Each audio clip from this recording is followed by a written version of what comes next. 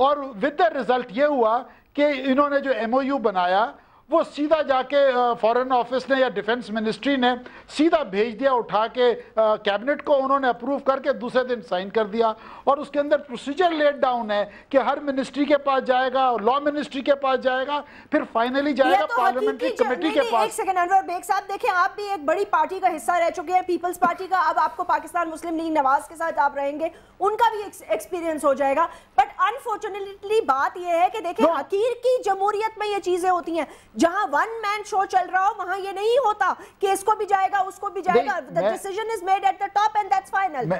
मैं जैस्मिन ये मैं कह रहा हूं कि पार्लियामेंट सुप्रीम जरूर है, बट अनफॉर्चुनेटली पार्लियामेंट अगर कोई कानून इस मिसाल के तौर पे कल को पार्लियामेंट एक रेजोल्यूशन ले आए गवर्नमेंट कि जी पाकिस्तान के हालात बहुत खराब हैं और ठेके पे दे दो, ये सब ठप्पा लगा देंगे, हाँ जी ठेके पे दे दें, तो सुप्रीम कोर्ट तो जाहिर है उसको स्ट्राइक डाउन करेगी। पॉइंट कहने का ये है कि you have to respect the supreme court of Pakistan. और आपने पीछे देखा अनफॉर्चुनेटली हमारे कुछ दोस्त हैं पीपल्स पार्टी की लीडरशिप में जिन्होंने आके सुप्रीम कोर्ट को जिस तरीके से क्रिटिसाइज किया पब्लिकली मीडिया के ऊपर, I mean it is too embarrassing for us. अगर आप यहाँ पे इस्लामाबाद में हो और ये डिप्लोमेट नहीं मुझे पता है अनवर बेग साहब, I keep on meeting everybody, people are very sad about this thing. Jasmine मेरी बात सुने, यहाँ पे आजकल डिप्लोमेटिक कोर के अंदर इफ्तार पार्टीज हो रही हैं and I was at iftar party last night and यकीन करें सारे मेजर वेस्टर्न डिप्लोमेट्स वहाँ थे और वो एक किस्म का हमारा एक मजाक उन्होंने बना के रखा है। कहते हैं हमने अपनी जिंदगी में कभी इस तरीके की कन्फ्रंटेशन नहीं देखी between the sitting government and the supreme court of Pakistan.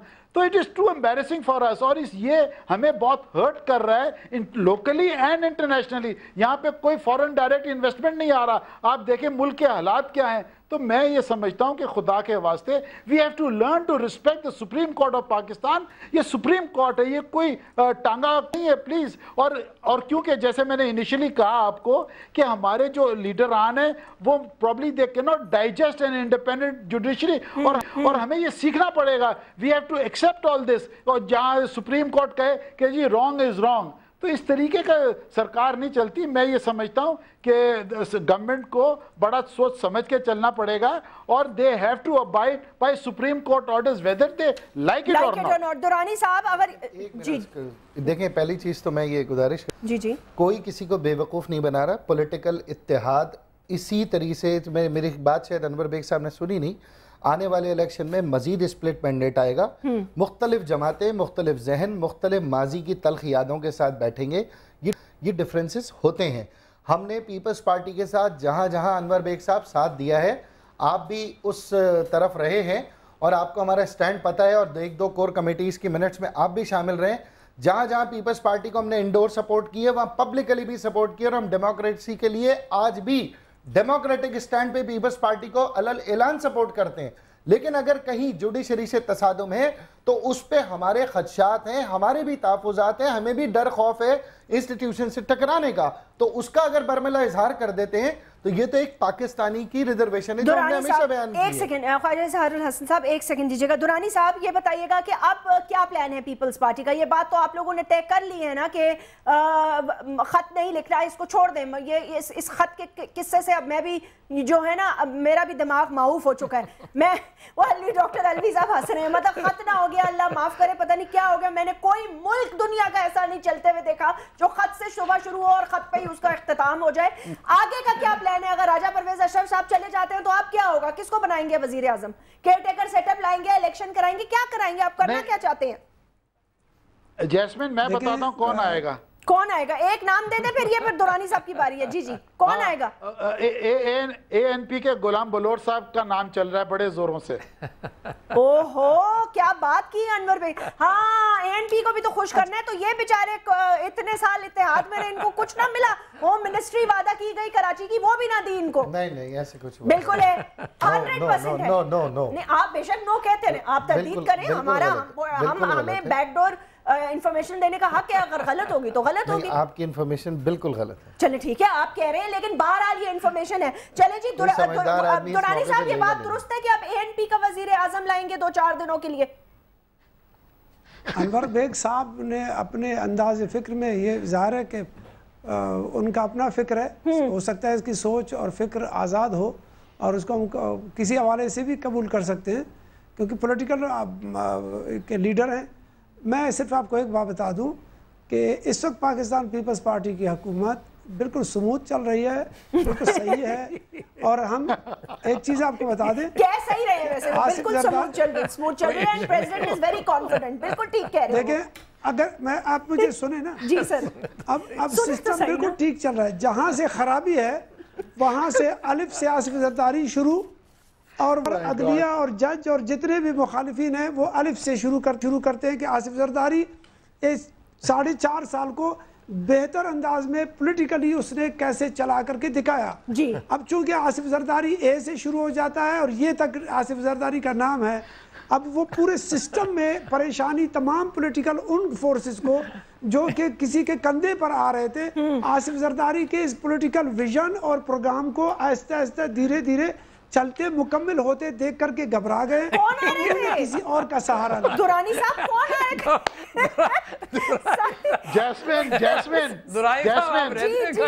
Pakistan में जैस्मिन मैं हंसते हंसते कुर्सी से गिर रहा हूं। मैं गिर गया हूं कुर्सी से। दुरानी साहब से हम पूछे कि पाकिस्तान में रह रहे हैं साहब आपको देखिए अनवर बेग साहब जी, अनवर बेग साहब आपको कुर्सी से हम धक्का भी नहीं दे सकते, हम गिरने भी नहीं देंगे। आपके जिंदगी में आपके सामने करके दिखा चुका है। देखिए आप इसको किसी भी एंगल से सोचे, लेकिन इस वक्त बेहतर अंदाज में आसिफ जरदारी की हुकूमत, पीपल्स पार्टी की हुकूमत, इत्यादियों की हुकूमत, ये तमाम इत्तेफाकियों की हुकूमत पाकिस्तान में चला है। जैस्मिन मेरी बात सुने, जैस्मिन मेरी बात सुने, जैस्मिन मेरी बात सुने जरा। जैस्मिन मैं ये कहना चाहता हूँ अताउल्लाह साहब को मैं रेकमेंड करूंगा टू हॉलीवुड के best comedian of the year Oscar award इनको मिलना चाहिए। ऐसे ना गए ना, ऐसे ना गए। आपका शुक्रिया मैं अदा करूंगा। नहीं कॉमेडियन भाई ऑस्कर अवार्ड, उससे बढ़कर और क्या मिल सकता है। देखें मैं आपको अपने साथ रखूंगा एज ए डायरेक्टर। बिल्कुल बेग साहब मेरे डायरेक्टर हैं।